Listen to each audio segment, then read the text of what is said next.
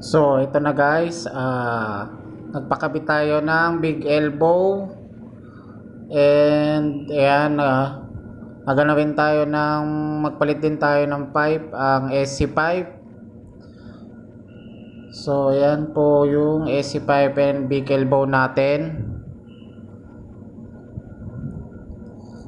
So, ang pogi pagka napa big elbow na at napalitan ng bagong pipe ang ating Z200S guys.